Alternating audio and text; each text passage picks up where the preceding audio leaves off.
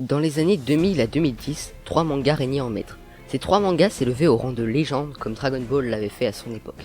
Ils étaient tellement populaires qu'un nom fut donné à ce trio par les fans, le Big Three. Composé notamment de One Piece et Naruto, ils surplombaient le manga game. Mais un troisième manga venait s'ajouter au lot. Un certain manga de samouraï qui réussissait à tenir tête au premier, mais qui depuis fut totalement oublié, ne restant dans les esprits que de certains fans. Mais pourquoi donc ce pilier a disparu des esprits? Eh bien, c'est ce qu'on va voir aujourd'hui. Bonjour, c'est Rock, et aujourd'hui, on va parler de Bleach.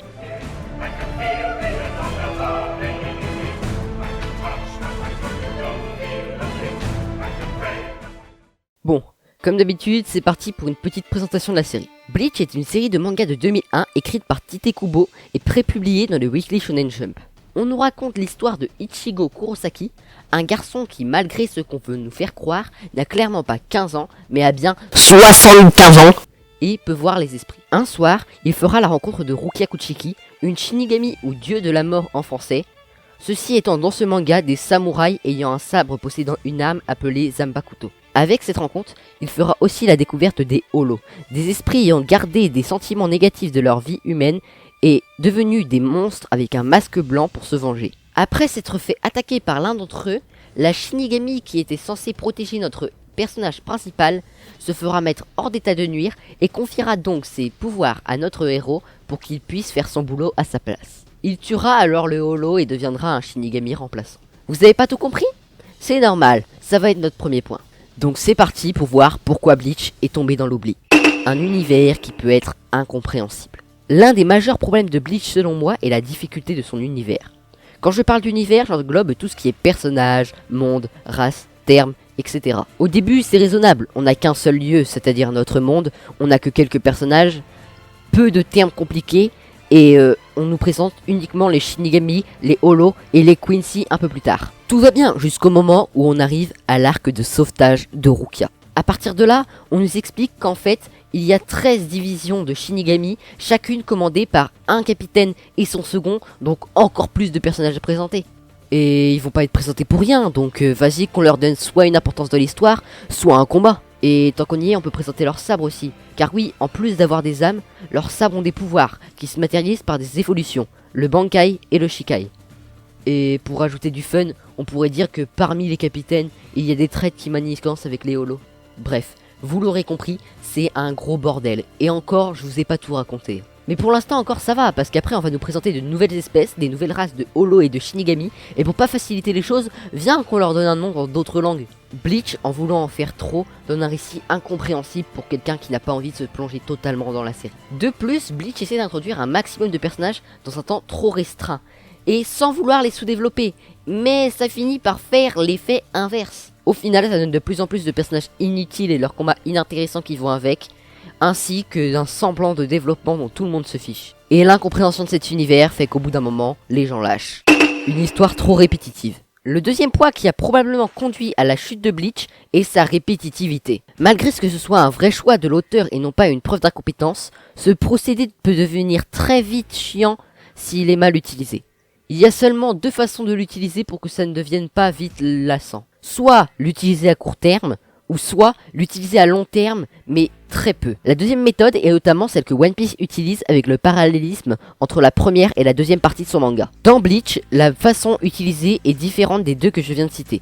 C'est une répétition forte sur une longue période. Cela est sûrement dû au fait qu'à la base le manga ne devait pas durer aussi longtemps. Mais le pire, c'est que cette grande boucle renferme une deuxième boucle qui est encore plus grande et répétée.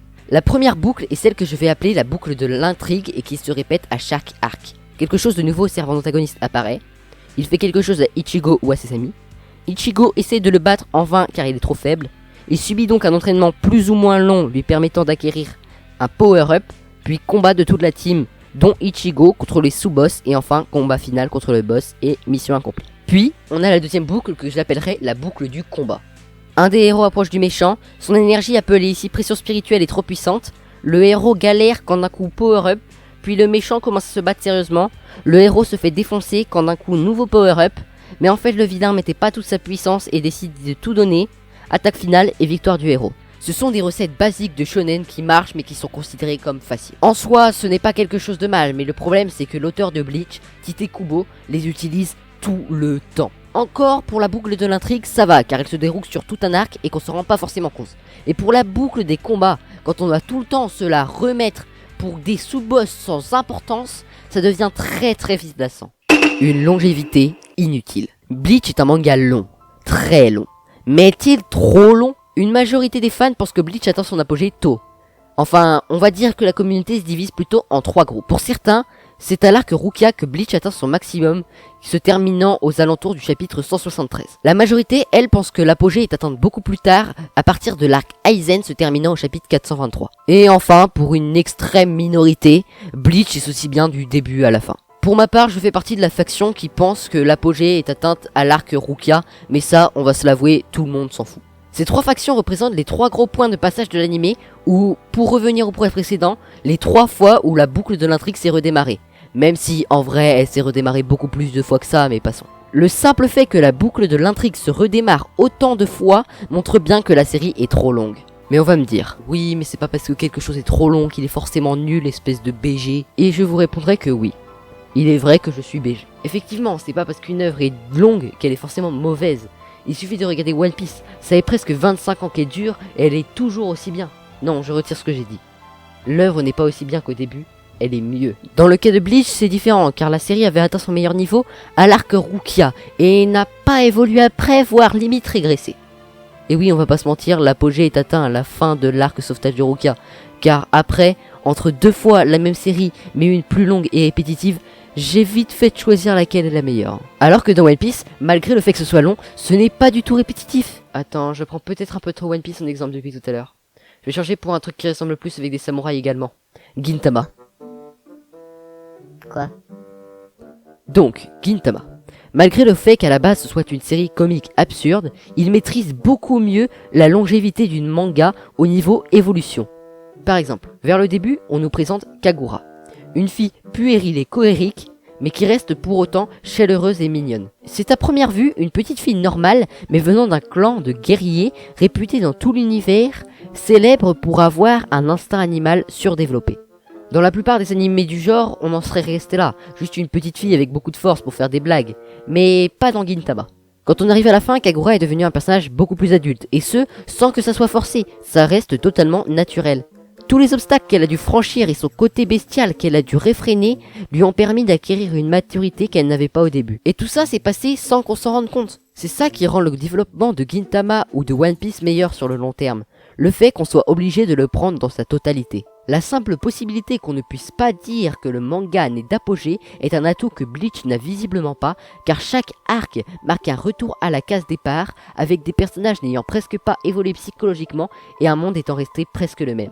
Et enfin, on arrive au point le plus important, celui pour lequel vous avez probablement cliqué sur la vidéo, le problème de la fin de Bleach. Je peux pas vous dire, je l'ai pas lu. Ouais, faudrait peut-être que je me calme sur les fins trolls. Sans blague! Voilà, c'est la fin de cette vidéo. J'ai peut-être oublié quelques points comme la quantité de fillers dans l'animé ou des choses comme ça. Si c'est le cas, dites-le moi dans les commentaires. D'ailleurs, je tiens à rappeler que cette vidéo reflète mon avis et que en aucun cas je dis que je détiens la vérité absolue. Également, je ne dis pas que Bleach est nul. Loin de moi l'idée de cracher sur cette œuvre. Je dis juste que c'est moins bien que One Piece et Gintama. Je vois déjà tous les pouces rouges arriver là. Bref, vous connaissez la routine, like, abonnement, cloche, commentaire. Et sur ce, à plus!